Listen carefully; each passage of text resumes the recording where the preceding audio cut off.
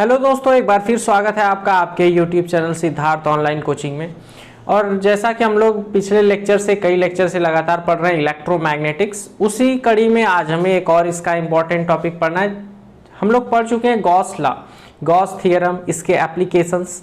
तो एक और इसका इम्पॉर्टेंट टॉपिक है जिसका नाम है differential form of Gauss law या फिर Gauss law in differential form. दो नाम से ये आता है, बहुत इंपॉर्टेंट टॉपिक है differential form of Gauss law. तो गॉस लॉ इससे पहले हम लोग पढ़ चुके हैं। गॉस लॉ में इलेक्ट्रिक फ्लक्स की वैल्यू फाइंड की गई है। इससे पहले भी हम लोग पढ़ चुके हैं कि अगर close surface integral electric field का क्लोज सरफेस इंटीग्रल किया जाए इनटू डीएस सरफेस इंटीग्रल, तो ये होता था इलेक्ट्रिक फ्लक्स। और दूसरा गॉस थ्योरम के अकॉर्डिंग जो पढ़े वो होता है कि total electric flux through Gaussian surface is 1/ε0 times of total charge. तो ये चीज हम लोग पढ़ चुके हैं और ये इंटीग्रेशन के फॉर्म में है, समाकलन के फॉर्म में, इसलिए इसे कहा जा सकता है integral form of Gauss law. तो आज हमें पढ़ना है इसका differential form of Gauss law. मान लिया गया कोई एक वॉल्यूम, कोई किसी भी टाइप का एक वॉल्यूम है, ये सिलेंडर भी हो सकता है, स्फीयर भी हो सकता है, या फिर कोई क्यूब हो सकता है। इसके अंदर जो चार्ज है वो चार्ज स्प्रेडेड है, पॉइंट चार्ज ना होके चार्ज जो है वो स्प्रेडेड है, कंटिन्यूअसली स्प्रेडेड है। इस पे समान रूप से पूरे वॉल्यूम में आवेश जो है वो फैला हुआ है। जैसे मान लिया गया यही अगर बनाए कोई, बना लिया गया ये कोई एक क्यूब है, तो इस क्यूब पे टोटल चार्ज क्यू है। ये कोई क्यूब बना लिया गया जिसका वॉल्यूम हो गया, इसका जो वॉल्यूम है वो हो गया V। इस पे जो टोटल चार्ज है, टोटल चार्ज जो स्प्रेडेड चार्ज है वो हो गया Q। कंटिन्यूअसली इस पे Q चार्ज पूरा स्प्रेडेड है। अब उसके बाद तो इसका कुछ ना कुछ वॉल्यूम चार्ज डेंसिटी होगा। वॉल्यूम चार्ज डेंसिटी को रिप्रेजेंट करते हैं रो से। रो इज इक्वल टू होता है total charge upon total volume. तो रो इज इक्वल टू हो गया total charge upon total volume. इस क्यूब का जो टोटल वॉल्यूम है वो हो गया V, और इस पूरे क्यूब में जो चार्ज डिस्ट्रीब्यूटेड है वो हो गया Q। अब अगर स्मॉल सेगमेंट की बात करें, अगर इसमें से छोटे से वॉल्यूम की बात करें, यहीं से अगर वॉल्यूम देखा जाए, तो अगर इस छोटे से वॉल्यूम की बात करें तो देखिए अगर इसमें कितना चार्ज है। तो मान लिया गया इसका जो वॉल्यूम हो गया वो हो गया dV। पूरा वॉल्यूम था V, तो इतना छोटा सा पार्ट हो जाएगा dV। अब इसमें टोटल चार्ज इस पे जो कंटिन्यूअसली डिस्ट्रीब्यूटेड था वो था Q, तो इसमें जो होगा वो होगा स्मॉल चार्ज dQ। तो सरफेस डेंसिटी वॉल्यूम डेंसिटी तो सबके लिए सेम टू सेम ही रहेगी, क्योंकि चार्ज का डिस्ट्रीब्यूशन कंटिन्यूअस है, तो वॉल्यूम चार्ज डिस्ट्रीब्यूशन या वॉल्यूम चार्ज जो डेंसिटी होगी वो सेम टू सेम रहेगी। अब सेम टू सेम रहेगी तो अब यहाँ पे स्मॉल चार्ज और स्मॉल वॉल्यूम पे जो charge density rho is equal to, इसे लिखेंगे total charge in small volume. तो स्मॉल वॉल्यूम में जो चार्ज है वो हो गया dQ, और जो वॉल्यूम हो गया वो हो गया dV। तो वॉल्यूम चार्ज डेंसिटी आ गया यहाँ से रो इज इक्वल टू dQ/dV। ऐसे ये क्यूब की जगह कोई सिलेंडर हो सकता है। इस प्रकार से मान लिया गया ये एक सिलेंडर है, या कोई स्फीयर भी बनाया जा सकता है। तो इस सिलेंडर का टोटल वॉल्यूम हो गया V। इस सिलेंडर पे पूरा जो चार्ज डिस्ट्रीब्यूटेड है कंटिन्यूअसली वो चार्ज है Q। तो इसके लिए भी क्या होगा, वॉल्यूम पे चार्ज का डिस्ट्रीब्यूशन है, इसे भी कहेंगे वॉल्यूम चार्ज डेंसिटी। तो इसे कहा जा सकता है रो इज इक्वल टू Q/V। अब इसके भी स्मॉल वॉल्यूम की बात करेंगे तो स्मॉल वॉल्यूम हो जाएगा dV, और उस स्मॉल वॉल्यूम पे चार्ज हो जाएगा dQ। तो इसके लिए वॉल्यूम चार्ज डेंसिटी लिखा जा सकता है रो इज इक्वल टू dQ/dV। तो अब हम लोग कुछ बातें लिख लेते हैं कि मान लिया गया Q चार्ज जो है वो पॉइंट चार्ज नहीं है और कंटिन्यूअसली डिस्ट्रीब्यूटेड है किसी भी दिए गए वॉल्यूम V में।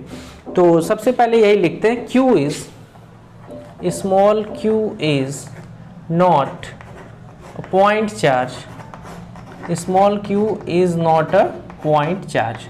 तो पहली बात तो ये हुई कि जो चार्ज है वो पॉइंट चार्ज नहीं है। पॉइंट चार्ज का मतलब ये कि किसी भी एक पर्टिकुलर पॉइंट पे या कम एरिया में वो डिस्ट्रीब्यूटेड नहीं है, जहां भी है वो पूरे का पूरे वॉल्यूम में कंटिन्यूअसली स्प्रेडेड है, फैला हुआ है। चार्ज या Q is not a point charge, इसी में कॉमा लगा के लिख दे रहे हैं, फिर से चार्ज नहीं लिखना होगा। Spreaded continuously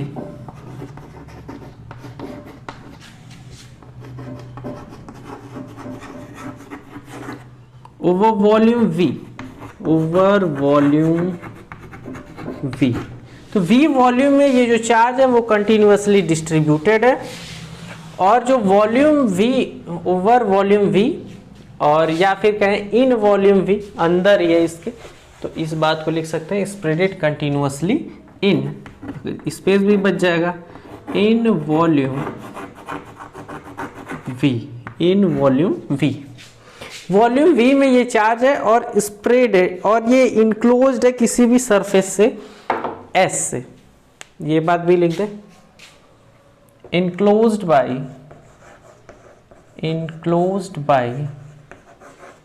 surface, enclosed by surface S। तो अब जो इस बात को तो मिटा दिए, मान लिया गया फिर से ये क्यूब जनरेट कर दिया जाए, क्यूब ये बना लिया गया, ड्रॉ कर लिए। अब अगर ये क्यूब बन गया तो इस क्यूब का जो वॉल्यूम क्या लिया गया, वो वॉल्यूम क्या लिया गया V वॉल्यूम क्या लिया गया। इसके जो बाहर का जो सरफेस है इंक्लोज, जिसके अंदर चार्ज पैक्ड है, चार्ज जिस सरफेस के अंदर है वो चार्ज सरफेस हो गया S। तो सरफेस के अंदर चार्ज इंक्लोज हो गया। अब पूरे वॉल्यूम V में ये कंटिन्यूअसली स्प्रेडेड है, फैला हुआ है। अब उसके बाद सरफेस वॉल्यूम चार्ज डेंसिटी, अगर ये वॉल्यूम में चार्ज है तो यहाँ पे हमें मिल सकता है volume charge density, volume charge density, volume charge density इसके लिए हो गया रो, लीनियर चार्ज डेंसिटी, फिर सरफेस चार्ज डेंसिटी सिग्मा जो होता था, फिर उसके बाद हो गया वॉल्यूम चार्ज डेंसिटी रो। तो वॉल्यूम चार्ज डेंसिटी अगर रो है तो रो को क्या लिखा जा सकता है, volume charge density rho is equal to होता है चार्ज अपॉन वॉल्यूम। तो अब अगर इसके स्मॉल सेगमेंट की बात करें, छोटे से पार्ट की बात करें, तो इसी में से क्या किया जाए, टोटल वॉल्यूम V है, टोटल जो इसका वॉल्यूम है, वॉल्यूम टोटल क्यूब का वॉल्यूम हो गया V। इस क्यूब के अंदर टोटल जो चार्ज हो गया वो हो गया Q। अब इसमें स्मॉल वॉल्यूम की अगर बात करें, केवल इतने से ही वॉल्यूम की बात करें, इतने से अगर वॉल्यूम की बात करते हैं तो इसका वॉल्यूम जो होगा वो होगा dV, इसके अंदर जो चार्ज होगा वो हो जाएगा dQ। तब volume charge density rho is equal to हो जाएगा dQ by dV, dQ by dV। अब यहां से अगर क्रॉस मल्टीप्लाई करें तो यहां से dQ की वैल्यू हमें मिल सकती है, dQ इज इक्वल टू हो जाएगा रो इंटू dV। इतनी बात तो हमें समझ में आ गई। सबसे पहले हम लोग फाइंड करेंगे इसके लिए वॉल्यूम चार्ज डेंसिटी। तो volume charge density rho is equal to dQ by dV, यहां से क्रॉस मल्टीप्लाई करें dQ इज इक्वल टू हो जाएगा रो इंटू dV। अगर चार्ज की वैल्यू चाहिए तो इसका करना पड़ेगा इंटीग्रेशन, इंटीग्रेशन कर दें तो Q इज इक्वल टू, और इधर का इसका इंटीग्रेशन हो जाएगा तो हो गया रो इंटू dV, और ये वॉल्यूम इंटीग्रल तो इसे लिख दिया गया यहाँ पे V। या 3 बार इंटीग्रेशन लिखें वॉल्यूम इंटीग्रेशन के लिए, और सरफेस इंटीग्रेशन के लिए 2 बार इंटीग्रेशन लिखें। इससे अच्छा है कि यहाँ लिख दें वॉल्यूम इंटीग्रल, हो गया रो इंटू dV। ये हमें मिल गई चार्ज की वैल्यू, इतनी कहानी भी लिख दी है। उसके बाद ये डायग्राम भी समझ गया कि टोटल वॉल्यूम इसका V है, उस पर टोटल चार्ज Q है। अगर छोटे से वॉल्यूम की बात करें तो dV वॉल्यूम हो जाएगा, उस पर जो चार्ज है वो हो जाएगा dQ। तो surface charge density volume charge density हो जाएगा dQ बाई dV, dQ की वैल्यू हो गई रो इंटू dV, और Q इज इक्वल टू हो गया वॉल्यूम इंटीग्रल ऑफ, तो ये हो गया रो इंटू dV। अब इससे पहले हम लोग जानते हैं, क्या जानते हैं, बाई गॉस लॉ। तो इसके बाद ये आप लिखने के बाद लिखेंगे by Gauss law, by Gauss law. तो गॉस लॉ के अकॉर्डिंग क्या जानते हैं हम, गॉस लॉ के अकॉर्डिंग जानते हैं surface integral of electric field. तो E into ds surface integral है ये, इज इक्वल टू होता है Q बाई एप्सिलॉन नॉट, या 1 by epsilon not times of Q। क्योंकि ये कहा ही गया कि गॉस थ्योरम के अकॉर्डिंग कि किसी भी क्लोज सरफेस के अंदर जो इलेक्ट्रिक फ्लक्स होगा वो होगा 1/ε0 टाइम्स ऑफ टोटल चार्ज। तो इनक्लोज्ड चार्ज Q है, तो ये इसका फ्लक्स था, दोनों की वैल्यू क्रिएट किए, यह इंटीग्रल फॉर्म भी था। तो उसके बाद ये कहानी हो गई, और उसके बाद चार्ज की वैल्यू यहाँ प्लेस की जा सकती है इस वॉल्यूम के लिए, इस क्यूब के लिए। तो हम लोग ये तो पहले से ही जानते हैं, यहाँ चार्ज की वैल्यू हमें चाहिए, और चार्ज की वैल्यू अभी हम लोग फाइंड किए। तो अगर इसे लिखा जाए तो लिखा जा सकता है, ये हो गया surface integral E into D, इसे मान ली इक्वेशन नंबर 1, इसे इक्वेशन नंबर 1 मान लिए, और चार्ज की वैल्यू इसमें प्लेस कर रहे हैं इक्वेशन नंबर 1 में। ये हो गया E into d s is equal to 1/ε0 तो है ही, इसमें अगर चार्ज की वैल्यू प्लेस करें तो चार्ज की वैल्यू क्या है, ये है volume integral rho into d v, और इसे लिख लिया गया इक्वेशन नंबर 2। इसे क्या लिया गया इक्वेशन नंबर 2। ये दोनों चीजें आपस में मिल जा रही है, इसलिए इसे थोड़ा दूर कर दे। इतनी बात हम लोग समझ ही गए हैं, समझ गए तो इस बात को हटा ही देते हैं।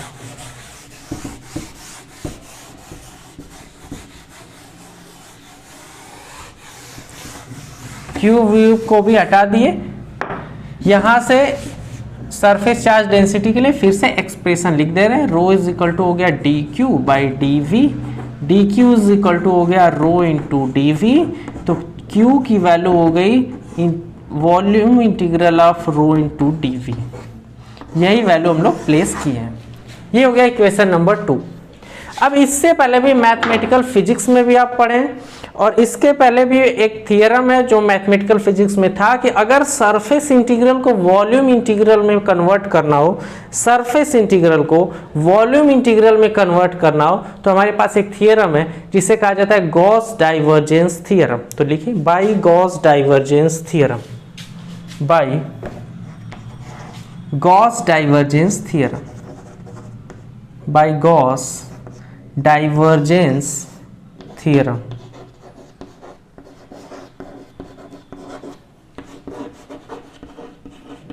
Bye Gauss divergence theorem. तो गॉस डाइवर्जेंस थ्योरम के अकॉर्डिंग होता क्या है, सरफेस इंटीग्रल को कन्वर्ट किया जाता है वॉल्यूम इंटीग्रल में। कैसे? सरफेस इंटीग्रल, जैसे क्लोज सरफेस इंटीग्रल यहां दिया गया, ये हो गया E इंटू डी एस, ये सरफेस इंटीग्रल होगा। अगर इसे वॉल्यूम इंटीग्रल में कन्वर्ट करना है, किस में कन्वर्ट करना है, वॉल्यूम इंटीग्रल में, तो वॉल्यूम इंटीग्रल, तो E की जगह अब लिखा जाएगा डाइवर्जेंस ऑफ E। अब ये सरफेस इंटीग्रल कन्वर्ट हो गया वॉल्यूम इंटीग्रल में, तो यहां लिख देंगे सरफेस इंटीग्रल ds की जगह लिख देंगे यहां dv। तो ये सरफेस इंटीग्रल कन्वर्ट हो गया अब वॉल्यूम इंटीग्रल में।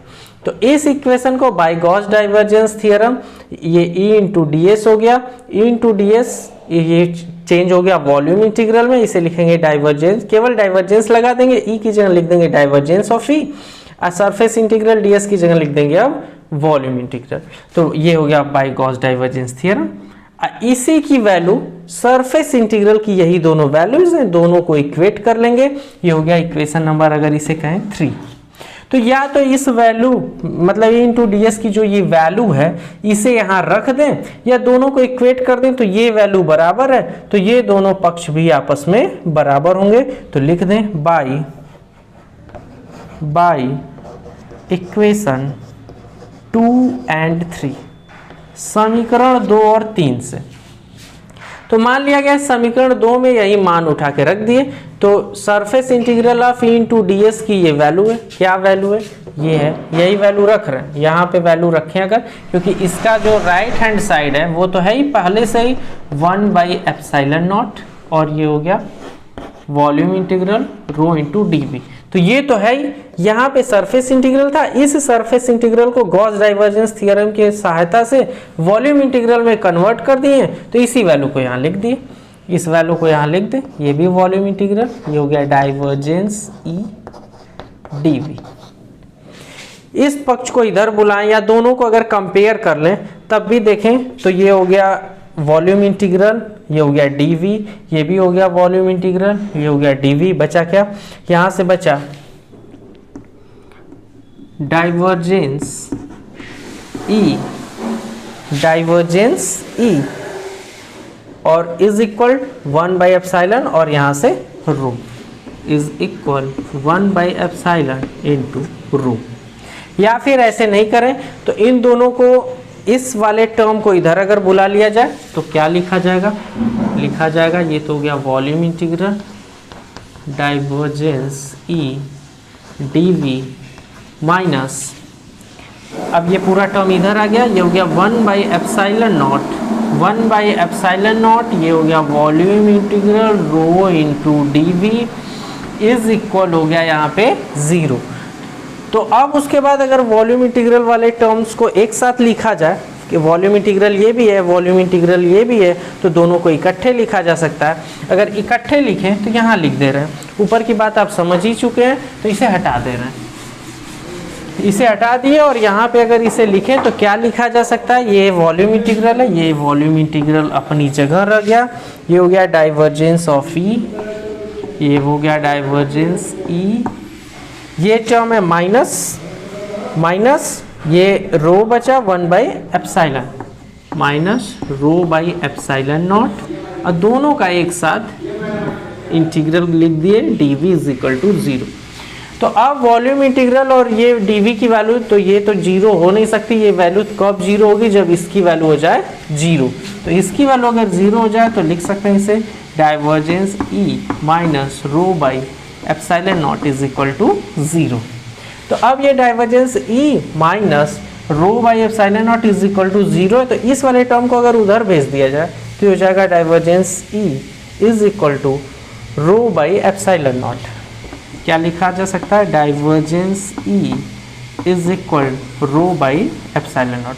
और यही बात कंपेयर करके भी लिख सकते थे, यही बात कंपेयर करके भी वहाँ लिखे थे, तो दोनों तरीके से हो सकता है, चाहे दो लाइन ये हटा दें या फिर यहाँ से लिख दें बाई कंपेयरिंग बोथ साइड। तो ये हो गया divergence of E is equal to 1/एप्सिलॉन नॉट इंटू रो या रो/एप्सिलॉन नॉट। इसे डाइवर्जेंस की जगह इसे लिखा जा सकता है डेल, ये हो गया डेल, ये हो गया E is equal to rho epsilon naught. बहुत इंपॉर्टेंट प्रूफ है ये और बार बार एग्जाम में आता है कि differential form of Gauss law. तो differential form of Gauss law अगर कम नंबर में ऑब्जेक्टिव टाइप में इस प्रकार से एक नंबर के लिए छोटे क्वेश्चंस में आता है तो ये हो जाएगा del of E is equal to rho epsilon naught. यही इसका प्रूफ है। सबसे पहले क्या करेंगे, सबसे पहले गॉस लॉ को लिखेंगे जो कि इंटीग्रल फॉर्म में है, E into d s is equal to 1/एप्सिलॉन नॉट इंटू क्यू। क्यू हमें चार्ज की वैल्यू चाहिए, मान लिया गया टोटल वॉल्यूम किसी भी जो सरफेस दिया गया है उसके लिए जो चार्ज है वो V वॉल्यूम में डिस्ट्रीब्यूटेड है, तो V वॉल्यूम में डिस्ट्रीब्यूटेड है तो छोटे से वॉल्यूम की बात करें तो dV वॉल्यूम में dQ चार्ज होगा, तो सरफेस चार्ज डेंसिटी हो जाएगा रो इज इक्वल टू dQ/dV। यहाँ से dQ की वैल्यू हो जाएगी रो इंटू dV, इंटीग्रेट करने के बाद हो जाएगा रो इंटू dV और इसका ये हो जाएगा वॉल्यूम इंटीग्रल। तो चार्ज की वैल्यू इस इक्वेशन नंबर 1 में अर्थात गॉस लॉ में रख दें तो ये एक्सप्रेशन हमें मिल गया, surface integral into d s is equal to 1/एप्सिलॉन वॉल्यूम इंटीग्रल और ये हो गया rho into dV। By Gauss divergence theorem इसके अकॉर्डिंग क्या करते हैं, सरफेस इंटीग्रल को बदलते हैं वॉल्यूम इंटीग्रल में, इसकी वैल्यू प्लेस करके इक्वेट कर दिए और ये हमें मिल गया फाइनल एक्सप्रेशन डेल E या divergence of E is equal to rho epsilon naught. और यही है differential form of Gauss law या फिर इसे कह सकते हैं गॉस लाइन डिफरेंशियल फॉर्म। तो आज इतना ही, मिलते हैं दोस्तों अगले वीडियो में। Thanks for watching.